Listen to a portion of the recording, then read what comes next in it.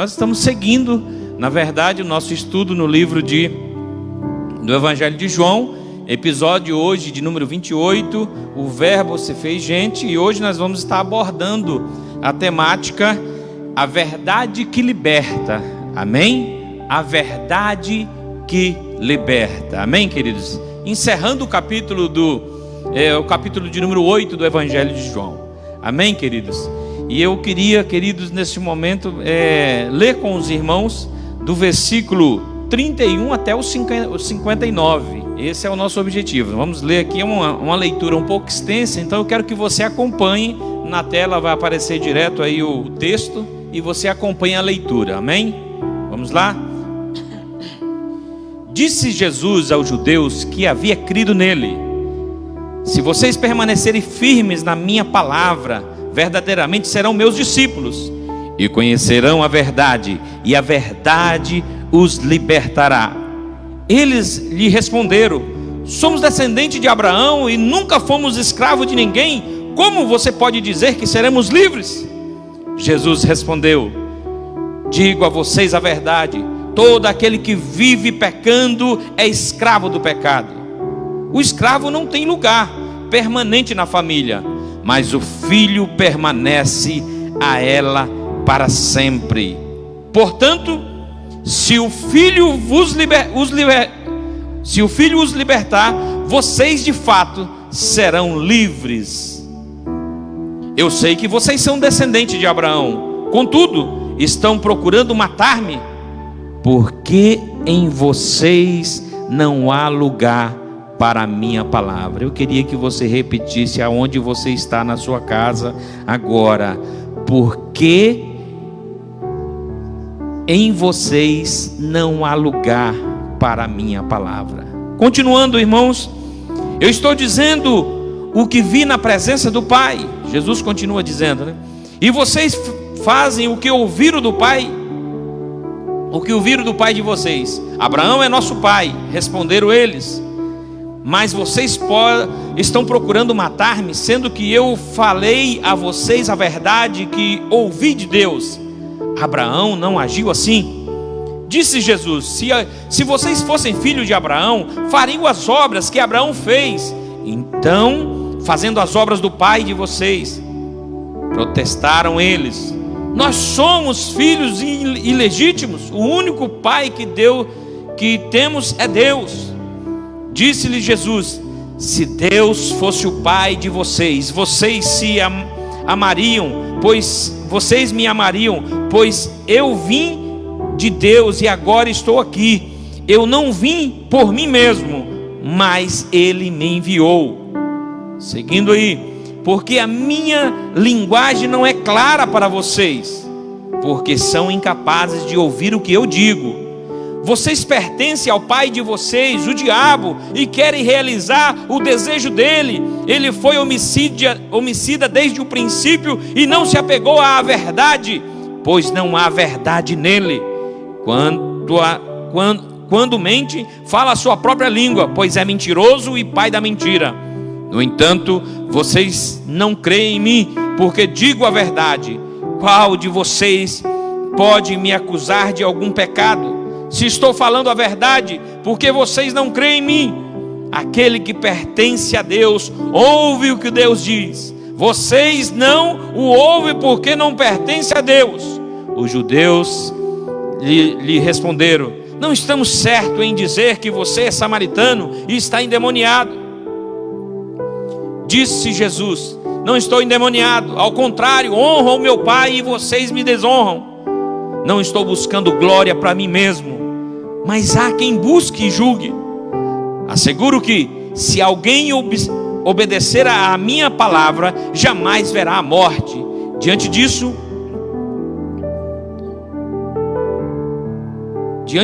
os judeus exclamaram: agora sabemos que você está endemoniado. Abraão morreu, bem como os profetas, mas você diz que, se alguém obedecer à sua palavra, nunca experimentará a morte. Você é maior do que o nosso pai Abraão? Ele morreu, bem como os profetas. Quem você pensa que é? Respondeu Jesus: se glorifico a mim mesmo, a minha glória nada significa. Meu Pai, que vocês dizem ser o seu Deus, é quem me glorifica. Vocês não o conhecem, mas eu o conheço. Se eu dissesse que não o conheço, seria mentiroso como vocês, mas eu de fato o conheço e obedeço à sua palavra. Abraão, pai de vocês, regozijou-se porque viria o meu dia. Ele o viu e alegrou-se. Disseram-lhe os judeus: você ainda não tem 50 anos, viu, Abraão? Respondeu Jesus: eu afirmo que antes de Abraão nascer, eu sou. Então eles apanharam pedras para apedrejá-lo, mas Jesus escondeu-se e saiu do templo. Amém, queridos? Queridos, a verdade que liberta. A verdade que liberta. Só há uma verdade que liberta. Só há uma verdade que pode mudar a história do homem. Mas esses homens que aqui estavam, os judeus, como Jesus estava no templo ali, ensinando eles, já tem todo o contexto que nós já estamos falando sempre aí da trajetória de Cristo. Ao chegar ali no templo, estava ensinando aos judeus ali, e de uma forma meio calorada, Jesus estava questionando e falando para eles da divindade dele. O que fazer quando um doente que não reconhece a sua enfermidade?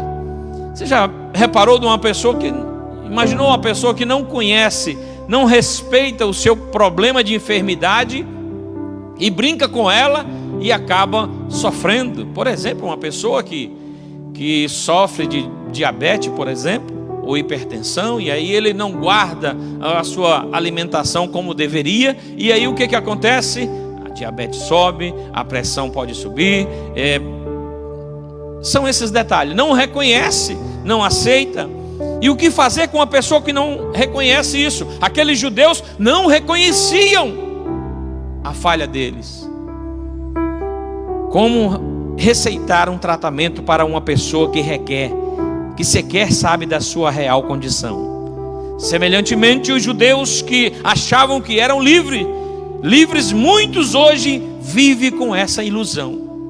Amados, tem muitas pessoas que acham que são livres, mas são religiosos de carteirinha, são escravizados pela religião.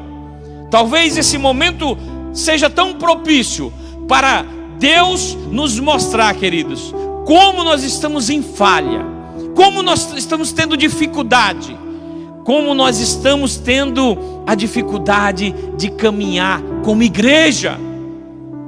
Porque nós pensamos que igreja é só templo, é só um local de reunião. Nós estamos focados nisso, pensando nisso. Igreja não é local de reunião.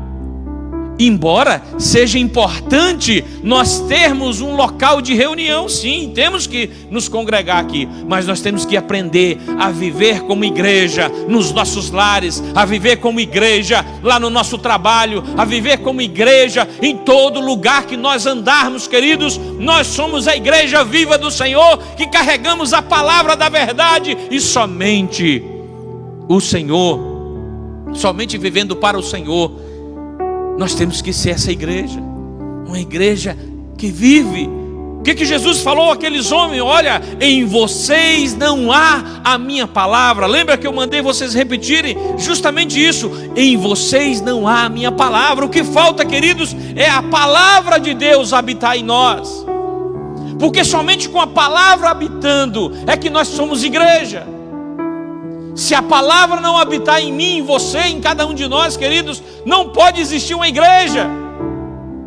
Pode existir um membro de uma denominação, mas não a igreja. Só existe igreja onde habita a palavra da verdade, onde habita Jesus Cristo, onde habita o Senhor. E quem não conhece isso, queridos, continua enfermo, está doente, e consequentemente pode chegar a óbito. Como conhecer essa verdade que liberta? Como conhecer essa liberdade, queridos? Vejam só, qual era o contexto de Jesus? Jesus, em todo o capítulo 8, argumentou com os judeus. Nós já falamos isso várias vezes. Jesus argumentava sobre a sua missão na face da terra, a sua natureza, a sua divindade. Jesus sempre colocou em pauta isso. Olha, eu vim porque Deus me enviou, o meu Pai me enviou. Ele coloca a divindade de Cristo. O Evangelho de João está sempre procurando colocar a divindade de Cristo, colocar o Senhor como o Deus eterno. Jesus como aquele verdadeiramente, como um filho de Deus, como divino. Não é uma discussão amistosa. Percebe-se que o diálogo chega a tamanho impasse que Jesus é obrigado a retirar-se.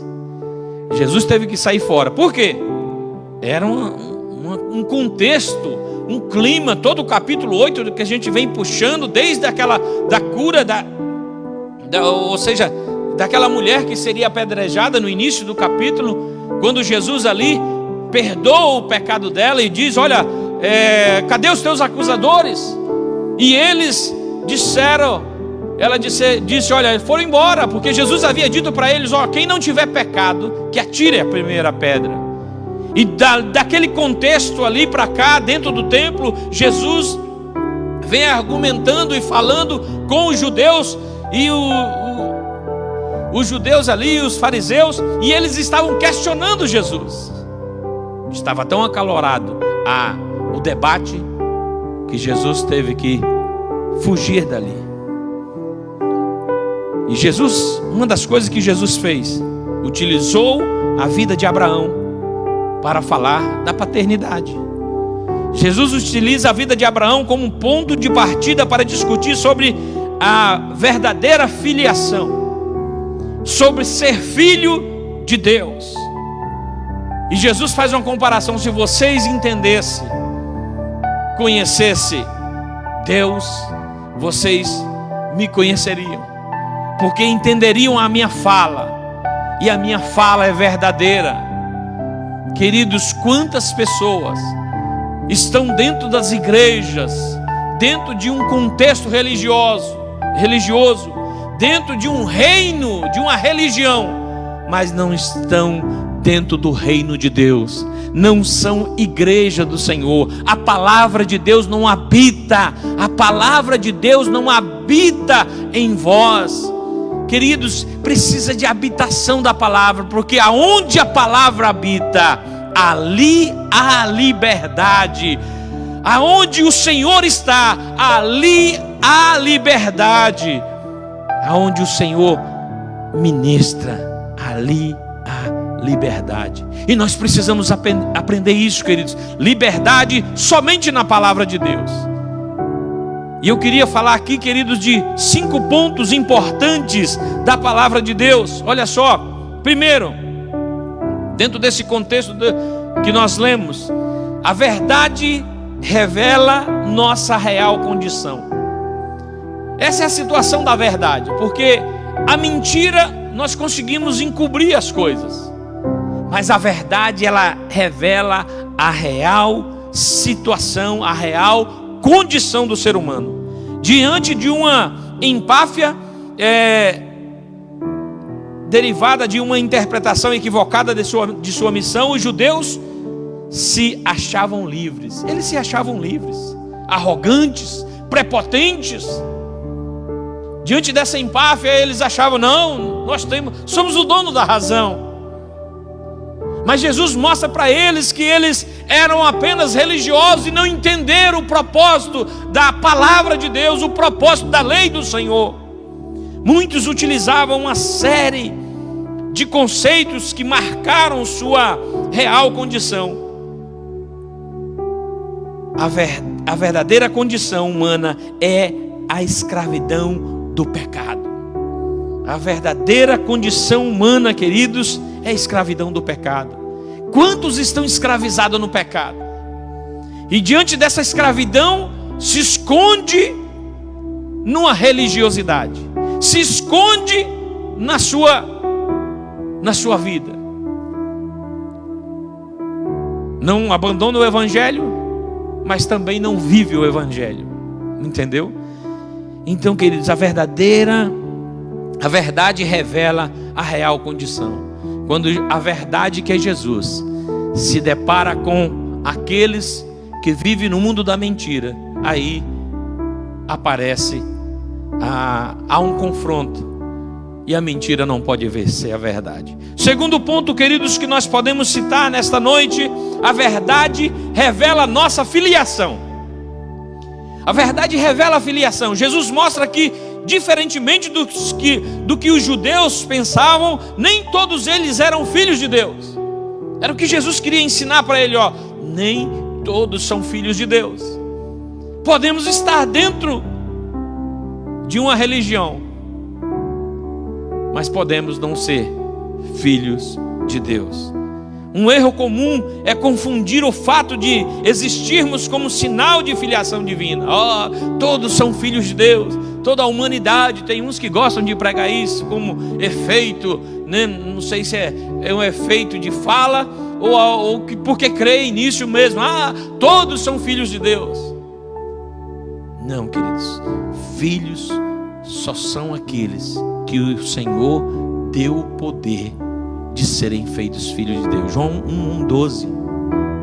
Aos que creem no seu nome, aos que creem na palavra. Ele ainda diz: olha, aqueles que não estão na palavra já estão condenados. Por isso que nós precisamos entregar a nossas vidas ao Senhor Jesus. O servo participa de algum benefício na casa do pai, mas ainda não é filho. Tem muitas pessoas, queridos, que são servos no reino de Deus, mas ainda não entenderam o processo da filiação. Tem muitas pessoas, queridos, que são servos e bons servos, trabalham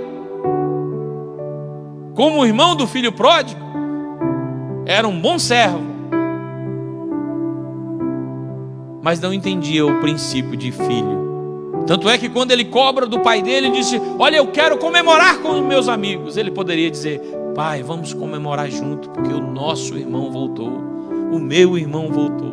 Não, mas ele questionou o pai dele: olha, o Senhor nunca me deu um novilho para mim comemorar com os meus amigos. A ótica dele era outra. A verdade revela a nossa filiação, queridos. A verdade, tem muitos que são servos, mas não são filhos de Deus. Nós precisamos entender esse princípio de filiação. É lógico que costumeiramente nós falamos de servidão no sentido de servir, porque nem todo servo é filho de Deus, mas todo filho de Deus é servo. E isso é bom que seja explícito. Terceiro ponto, queridos, que nós podemos citar nessa noite: a verdadeira filiação é identificada pelo caráter. A verdadeira filiação é identificada pelo caráter. Os judeus, pelas suas obras e rejeição a Cristo, demonstravam sua verdadeira filiação. Irmãos do mesmo Pai se reconhecem e possuem traços comuns. Quem é do mesmo Pai tem traços, né, desse Pai. Tem, né? Os judeus não tinham. Como era filho de Deus, filho de Abraão, mas não tinha a convicção. Eles viviam apegados a uma letra e não ao espírito da letra, porque a palavra, ou seja, a letra, a lei era perfeita, santa e agradável, mas era para ser vivida. E tem muitos que ainda só conseguem viver essa letra e não conseguem viver a graça. Por isso que a graça é diferente. Graça é diferente. A graça é todo o processo, todo o favor imerecido de Deus para a sua igreja. Aqueles que comungam das mesmas ideias sobre Deus são de fato irmãos. Se nós, queridos, comungamos da mesma ideia, somos de fato irmãos, servos do Senhor. Se caminhamos juntos, pensando no Deus verdadeiro, sim, estamos juntos, pregando o Evangelho, trazendo pessoas para Cristo, comungamos da mesma irmandade. E agora mais do que nunca, queridos, estamos separados, mas podemos pregar o Evangelho, levar o Evangelho a muitas pessoas, ainda que sejam através desses cultos online, sem lá muita estrutura talvez, mas estamos pregando. Já vi vários cultos online e vejo irmãos, cada um estão se motivando, trabalhando do seu jeito, cada pastor pregando, ensinando, falando. Mas Deus está ministrando, está atingindo pessoas, pessoas estão sendo abençoadas, e isso, queridos, é de fundamental importância na vida da igreja do Senhor. Quarto ponto, queridos, a verdadeira filiação é identificada pela observância à palavra de Cristo. A verdadeira filiação é identificada pela observância à palavra de Cristo, ou seja, tem a palavra de Deus, é isso que Jesus falou: vocês, a palavra de Deus não habita em vós. Como que vai entender a filiação? Não, só entende a servidão, mas não entende a filiação, porque a palavra não habita. Não há claramente um impasse, há claramente aqui um impasse sobre filiação.